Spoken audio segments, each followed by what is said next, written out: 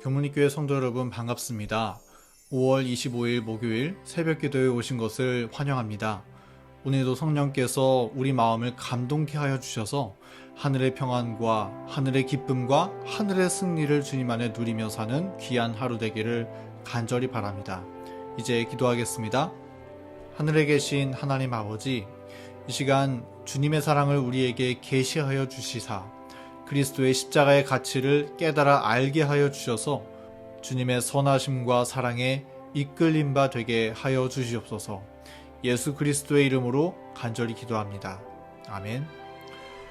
오늘도 시대의 소망 68장 바깥 뜰에서 챕터에 나와 있는 장면을 함께 살펴보도록 하겠습니다.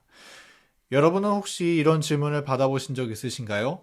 10억을 주면 무인도에서 1년 동안 살 수 있다, 없다 라는 질문입니다.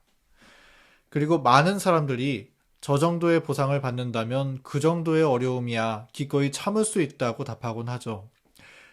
만약 정말로 이런 상황이 생긴다면 무인도에서 1년이라는 시간을 버틸 수 있는 힘은 어디에서부터 나오는 것일까요?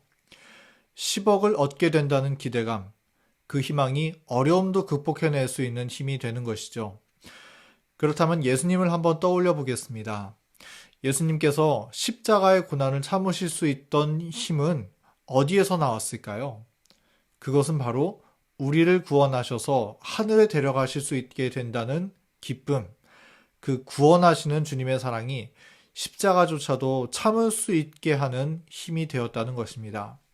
오늘의 본문 말씀은 그러한 예수님의 사랑을 우리에게 잘 나타내 보여줍니다. 요한복음 12장 28절, 31, 32절의 말씀입니다. 아버지여, 아버지의 이름을 영광스럽게 하옵소서 하시니 이에 하늘에서 소리가 나서 이르되 내가 이미 영광스럽게 하였고 또다시 영광스럽게 하리라 하시니 이제 이 세상에 대한 심판이 이르렀으니 이 세상의 임금이 쫓겨나리라. 내가 땅에서 들리면 모든 사람을 내게로 이끌겠노라 하시니. 우리는 지난 시간에 살펴봤던 것처럼 예수님께서는 십자가의 부담에 짓눌리셔서 할 수만 있다면 십자가를 면하게 해달라는 기도를 드리셨다고 했습니다. 그러나 내 뜻대로가 아니라 아버지의 영광을 위해서 인도해달라는 기도를 또한 드리시면서 주님은 시험을 승리하셨습니다. 그런데 성경은 예수님께서 이와 같은 기도를 드리신 후에 28절의 말씀에 보면 하늘 아버지께로부터 들려오는 음성을 듣게 되었다고 말하고 있습니다. 그 음성은 내가 이미 영광스럽게 하였고 또다시 영광스럽게 하리라 라는 음성이었다고 하는데요. 이러한 주님의 음성은 하나님께서 예수님의 사명과 그분의 걸어가시는 길을 인정하시고 보증하신다는 의미였다고 영감의 말씀은 기록하고 있습니다. 이 세상 사람들이 아무도 예수님을 알아보지 못하고 주님의 사명의 무게를 깨닫지 못한다 할지라도 살아계신 하나님께서 당신을 인정하신다는 그 음성은 주님의 마음에 확신을 주었고 희망을 갖도록 이끌어 주었던 것이죠. 그 하늘의 음성을 듣고 예수님의 마음은 절망에서 희망으로 바뀌었습니다.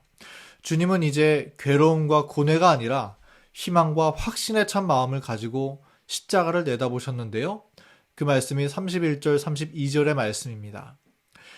이제 이 세상에 대한 심판이 이르렀으니 이 세상의 임금이 쫓겨나리라. 내가 땅에서 들리면 모든 사람을 내게로 이끌겠노라 하시니. 이전에는 할 수만 있다면 십자가를 면하게 해달라고 기도하셨던 예수님께서 하나님의 음성을 들은 후에는 담대하게 십자가의 승리를 마치 보장하시는 것처럼 선언하고 계시는 모습을 우리는 이 말씀 가운데 살펴볼 수 있습니다. 과연 무엇이 예수님으로 하여금 두려움을 떨쳐내고 십자가도 이겨낼 수 있는 용기와 희망을 갖게 만들었나요? 그것은 바로 우리의 구원이라는 사실입니다. 32절의 말씀 가운데 주님은 내가 땅에서 들리면, 즉 십자가에 달리시면 모든 사람을 내게로 이끌겠노라고 말씀하셨습니다. 이 말씀은 예수님께서 십자가에 달려 죽으심을 통해서 죄로 인해 잃어버린 영혼들을 이끌어 구원하실 수 있게 되셨다는 말씀인 것이죠. 예수님은 십자가에서 우리의 죄값을 지불하셨고 그분의 생명을 바치셨습니다. 그래서 그런 주님의 희생을 바라보고 믿는 자마다 구원을 얻을 수 있는 길이 열리게 되었던 것입니다.